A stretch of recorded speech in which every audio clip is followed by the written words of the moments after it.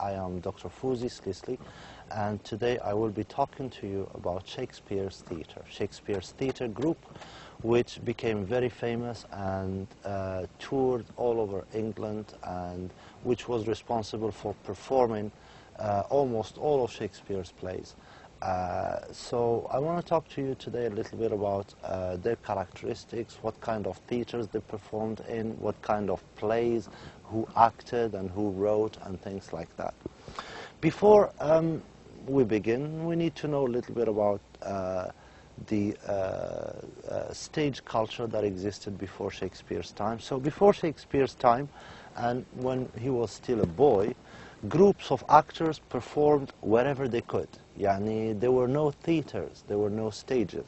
The groups of actors performed in halls, in courts, in courtyards, in gardens, and any other available open spaces.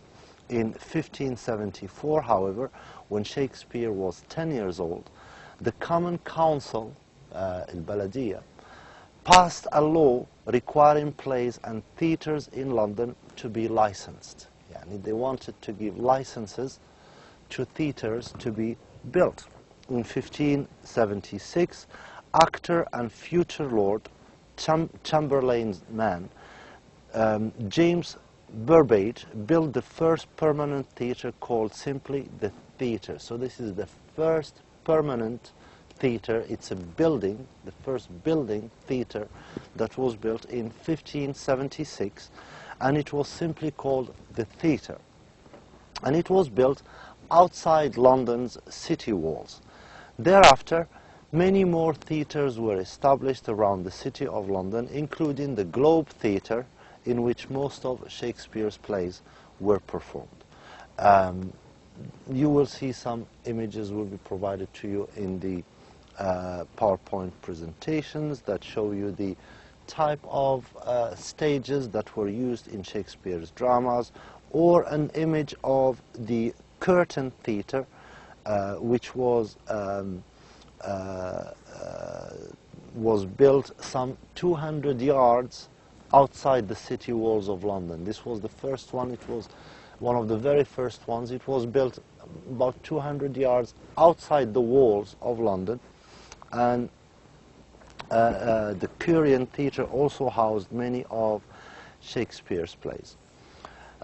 Elizabethan theatres were generally built after the design of the original theatre. The first building was just called the theatre, and the buildings that were built after that usually followed the same design. They were built of wood. They weren't built out of stone or bricks. They were built of wood. These theatres comprised 3 rows of seats in a circular shape, with the stage area on one side of the circle. The audience's seat and part of the stage were roofed, right? The audience's seat and part of the stage were roofed. They had a roof. But much of the main stage and the area in front of the stage was open to, the rain and the sun and so on. About 1,500, that's 1,500 audience members, could pay an extra fee to sit in the covered sitting areas where it's protected from the rain and the sun, while about 500 groundlings, they were called groundlings, they were standing spectators, paid less to stand in the open area before the stage. So notice first of all, the numbers. I mean, 1,500 seats in the areas that are covered from the rain and the sun, and then an extra 800 people could stand up and be exposed to the rain and the sun. That gives us 2,300 people in, one theatre performance. That is pretty big for, the Renaissance. And what it says is that the theatre was a means of mass communication. It wasn't like today. I think there were much more people studying plays in those days and watching plays than there are today. The stage itself was divided into 3 levels. There is a main stage area with doors at the rear and a curtained area in the back for discovery scenes. An upper canopied, decorated, cover with clothes area called heaven for balcony scenes, and an area under the stage called hell. So these are the stage areas basically where they performed the scenes. There were dressing rooms located behind the stage, just behind the stage, but no curtain in the front. There was no curtain in front of the stage, which meant that the scenes had to flow into each other, right? Because they don't like bring down the curtain to change the scene and then start another scene. It just flows into the old scene, and if there is dead bodies, they had to be dragged and so on. Performances took place during the day using natural light from the open center of the theater. So there was no lighting, there was no electricity, of course, and they didn't use torches, or the plays weren't performed at night, they were performed during the day. At least this is in the public performances that were open to the public. But of course there were also performances in the palaces, in the courts, and in the mansions of rich people. Since there could be no dramatic lighting, there was very little scenery or props. There was no decor as such, scenery or props. The objects and furniture used in the play, so audiences relied on the actors' lines, on the words, on the dialogue, and the stage directions to supply the time of day and year, as well as the weather, the location, and the mood. All that information, it was provided through the dialogue and through the words of the actors. Shakespeare's plays convey such information masterfully. For example, in Hamlet, the audience learns within the first 10 lines of the dialogue where the scene takes place. Have you had a quiet guard, right? This is the line. And the audience learn what time of day it is. 'Tis now struck 12, the line in Hamlet says. And also the line in Hamlet tells us what the weather is like. 'Tis bitter cold, the text of Hamlet says. And what mood the characters are in. The character in Hamlet says, and I am sick at heart, right? So the dialogue provides all this information that today is provided through the scenery, the lighting, the decoration, and so on. One important difference between plays written in Shakespeare's time and those written in and those written today is that Elizabethan plays were published after the performances, and sometimes even after their author's death. The scripts were in many ways a record of what happened on stage during performances rather than directions for what should happen. Actors were allowed to suggest changes to scenes, so the actor could say, they could change the scenes or suggest changes to the scene if they wanted to. And dialogue, and had much more freedom with their parts than contemporary actors today. Today, contemporary actors, they are given a part and they have to learn it and perform it. In those days, the actor could suggest changes to their parts and so on. A scene illustrative of such freedom, this freedom that the actor has, you find it in Hamlet, where a crucial passage in Hamlet revolves around Hamlet writing his own scene to be added to a play, because there is a play that's performed in Hamlet, in order to ensnare, meaning to gain power over somebody by using dishonest means, because Hamlet wanted to ensnare his murderous uncle. So he writes his own scene and adds it to the play and uses it to ensnare his own uncle. Shakespeare's plays were published in various forms and with a wide range of accuracy during his time. The discrepancies between versions of his plays from one publication to the next make it difficult for editors to put together authoritative editions. We don't know which one of these versions is the most authentic. Plays could be published in large anthologies like folios, right? Folios format. The first folio of Shakespeare contains 36 plays, and it remains the foundation of what we call the Shakespeare's plays, are mostly taken from this folio that was published in, I think, 1616, and contained 36 plays, and is simply known as the first folio of Shakespeare. Or plays could be published in smaller quartos. Folios were so named because of the way their paper was folded in half to make a large volume. Quartos were smaller in size, cheaper books, and they contained only one play. So there was one play per quarto. Their paper was folded twice, making it 4 pages, right? In general, the first folio is considered to be more reliable than the quartos. Although Shakespeare's language and classical references seem archaic, old to many readers today, they were accessible to his contemporary audiences. I mean, the language in Shakespeare's play sounds difficult today, but to his contemporaries, they were accessible and easy to understand. His views came from all classes, and his plays appealed to all kinds of sensibilities, from highbrow accounts of kings and queens to the lowbrow blunderings of clowns and servants.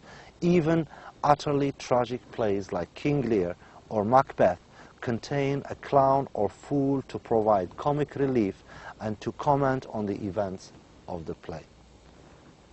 Audiences would also have been familiar with his numerous references to classical mythology and literature, since these stories were staples and essential parts of the Elizabethan knowledge base. These references to classical plays, for example, Seneca's plays, the Roman poet Seneca. So references to Seneca were common because this was part of the education curriculum of the Renaissance. And yet, despite such a universal appeal, Shakespeare's plays also expand on the audience's vocabulary. Many phrases and words that we use today, such as amazement, such as in my mind's eye, and the milk of human kindness, to name only a few, these words were coined by Shakespeare. His plays contained indeed a great variety and number of words than almost any other work in the English language. Shakespeare was responsible for inventing so many new words into the English language.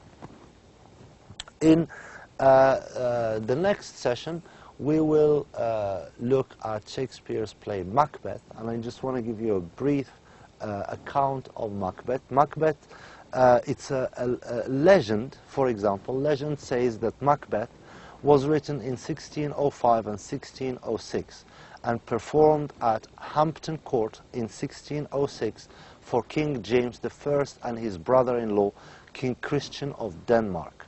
Whether it was first performed at the Royal Court or was performed at the Globe Theatre, there can be little doubt that the play was intended to please the king, who had recently become the patron of Shakespeare's theatrical company. We note, for example, that the character of Banquo, the legendary root of the Stuart family tree, that's where the Stuart family tree comes from, is depicted very favorably. Like Banquo, King James was a Stuart. The play is also pretty short, perhaps because Shakespeare knew that King James, preferred short plays. And the play contains many supernatural elements that James, who himself published a book on the detection and practices of witchcraft, would have appreciated. Again, we deal with the question of witchcraft and superstition during the reference. You notice what a popular subject it was. We find that the King James was himself very interested in witchcraft and superstition, and the play Macbeth has a central component about witches. Even something as minor as the Scottish defeat of the Danes may have been omitted to avoid offending King Christian. The material for Macbeth was drawn from Raphael Holinshed's Chronicles of England, Scotland and Ireland, written in 1587. It's a chronicle, kind of like a book of history, but it's not quite history because it doesn't follow the strict rules of historical writing. So it's chronicles, and the material for Macbeth is taken from there. Despite the play's historical source, Macbeth is generally classified as a tragedy rather than a history. This derives perhaps from the fact that the story contains many historical fabrications. Shakespeare wasn't interested, he didn't stick to historical truth. He wanted to create fiction and write a tragedy. So he took liberties with the facts, including the entire character of Banquo, who was invented by a 16th century Scottish historian in order to validate the Stuart family line. In addition to such fictionalization, Shakespeare took many liberties with the original story, manipulating the characters of Macbeth and Duncan to suit his purposes. In Holinshed's court, Macbeth is a ruthless and valiant leader who rules competently after killing Duncan. So Macbeth kills Duncan and he becomes a ruler and he rules ruthlessly. Whereas Duncan is portrayed as a young and soft-willed man, Shakespeare draws out certain aspects of the two characters in order to create a stronger sense of polarity. Whereas Duncan is made out to be a venerable and kindly older king, Macbeth is transformed into an indecisive and troubled young man who cannot possibly rule well. Macbeth is certainly not only a play with historical themes that is full of fabrications. Indeed, there are other reasons why the play is considered a tragedy rather than a history. One reason lies in the play's universality. Rather than illustrating a specific historical moment, Macbeth presents a human drama of ambitions, which means that anyone reading it anywhere in the world could recognize questions and problems of ambition, desire, and guilt. Like Hamlet, Macbeth speaks soliloquies that articulate the emotional and intellectual anxieties with which many audiences identify pretty easily. For all his lack of values and vaulting ambitions, Macbeth is a character who often seems indefinitely real to audiences. This powerful grip on the audience is perhaps what has made Macbeth such a popular play for centuries of viewers. Given that Macbeth is one of Shakespeare's shortest plays, some scholars have suggested that scenes were excised, they were cut or removed from the folio version, and they were subsequently lost. There are some loose ends and non sequiturs in the text of the play that would seem to support such claim. If scenes were indeed cut out, however, these cuts were most masterfully done. After all, none of the storyline is lost, and the play remains incredibly powerful without them. In fact, the play's length gives it a compelling, almost brutal force. The action flows from scene to scene, speech to speech, with a swiftness that draws the viewer into Macbeth's struggles. As Macbeth's world spins out of control, the play itself also begins to spiral towards to its violent end. So this basically is a brief lecture on Shakespeare's theatre and an introduction to his play Macbeth.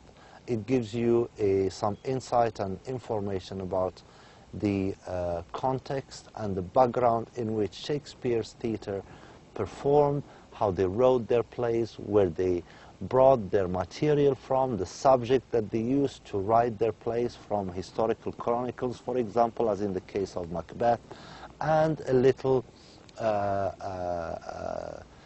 summary of the play Macbeth, which we will talk about in our next lecture, inshallah. And this brings us to the end of this lecture.